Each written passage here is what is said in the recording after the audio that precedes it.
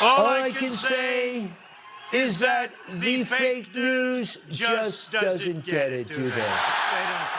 Now, some of this, I guess, is necessary, but they're overdoing it a bit on the Queen, don't you think? I mean, it's great to talk about the Queen, the important parts, but they're going into the minutia, I think, about, the coffin's here and it's going there. Well, take a look. At 10 o'clock this morning, Queen Elizabeth II began her final journey. From her favourite home, Balmoral Castle in the Scottish countryside, the Queen's cortege travelled to Edinburgh, where she'll lie in rest until Tuesday before moving to London. Hundreds of thousands are expected to pay their last respects. After a state funeral on Monday the 19th, Queen Elizabeth will be laid to rest alongside her late husband, Prince Philip, at Windsor Castle, just outside London. All right, it's necessary, a little bit of this at times, but all day long, the coffin's here, now it's there. I mean, the minutia of it, and they're missing, I think, the big part of this. Queen Elizabeth was a devout Christian, and there are too few who, so many Christians don't want to mention Jesus because they think it might offend somebody somewhere, but the way she talked about it was not at all offensive, and she wasn't pushing it on anyone. She was sharing her faith. Christmas is the traditional, if not the actual birthday, of a man who was destined to change the course of our history. And today we are celebrating the fact that Jesus Christ was born 2,000 years ago. The simple facts of Jesus' life give us little clue as to the influence he was to have on the world. But the true measure of Christ's influence is not only in the lives of the saints, but also in the good works quietly done by millions of men and women day in and day out through the centuries. Many will have been inspired by Jesus' simple but powerful teaching, love God and love thy neighbor as thyself. In other words, treat others as you would like them to treat you. His great emphasis was to give spirituality a practical purpose. Isn't that beautiful? Now, I know there are some out there, some Christians, good people, who say, well, wait a second, that wasn't, I disagree with that part. She should have emphasized this. It's one of the reasons why so many Christians are afraid to speak out more, because they're terrified of saying the wrong thing. It's all part of the conversation. I think this should be applauded. I wish I knew more about this when she was alive. Next, please. For his family's tree, he chose an angel, helping to remind us that the focus of the Christmas story is on one particular family. For Joseph and Mary, the circumstances of Jesus' birth in a stable were far from ideal. But worse was to come as the family was forced to flee the country. It is no surprise that such a human story still captures our imagination and continues to inspire all of us who are Christians the world over. Despite being displaced and persecuted throughout his short life, Christ's unchanging message was not one of revenge or violence, but simply that we should love one another. Although it is not an easy message to follow, we shouldn't be discouraged. Rather, it inspires us to try harder, to be thankful for the people who bring love and happiness into our own lives, and to look for ways of spreading that love to others, whenever and wherever we can.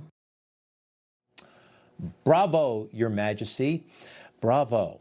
More of us should follow your example and speak boldly, with respect, with gentleness about our relationship to Jesus Christ. There's no greater gift that we could share.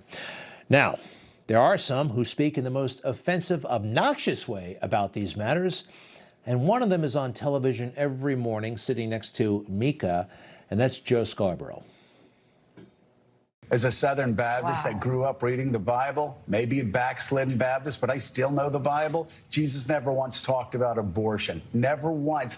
And it was happening back in ancient times. It was happening during his time. Never once mentioned it. And for people perverting the gospel of Jesus Christ down to one issue, it's heresy.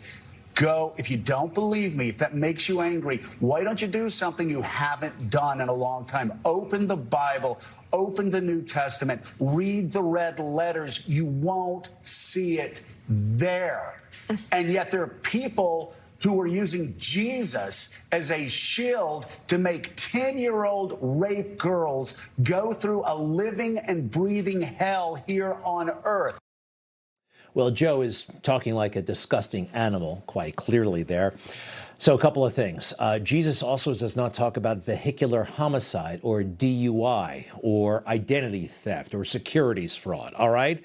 As far as abortion, however, or the horror of ending a life before birth, that's discussed, especially in the Old Testament.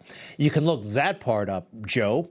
You can. And if you think that Jesus was somehow in favor of abortion, after the story of the Immaculate Conception, well, I don't understand why Mika is so proud of you. She's sitting there gazing. Look at this. Look at that horror that we just heard.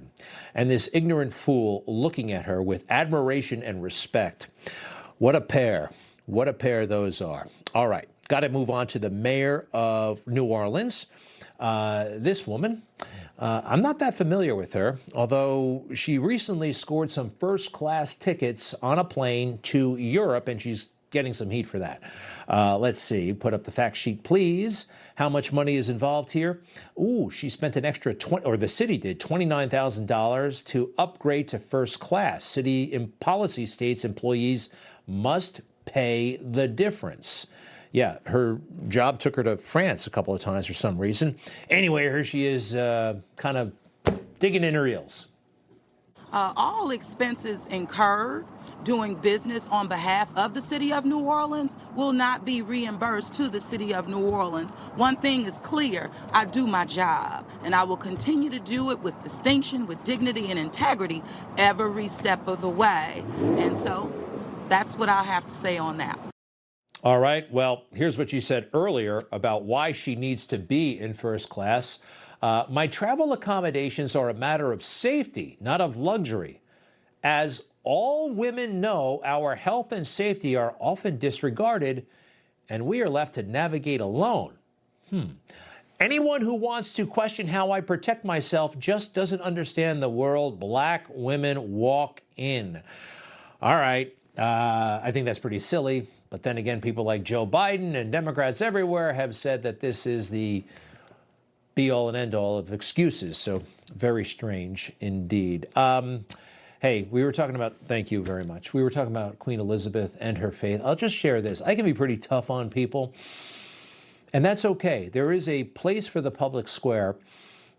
I don't like everybody, but I love everybody. I really do. I don't have to like them, and neither do you, but we really should, as Queen Elizabeth and as Jesus said, love everyone, even Joe Biden, even especially our enemies.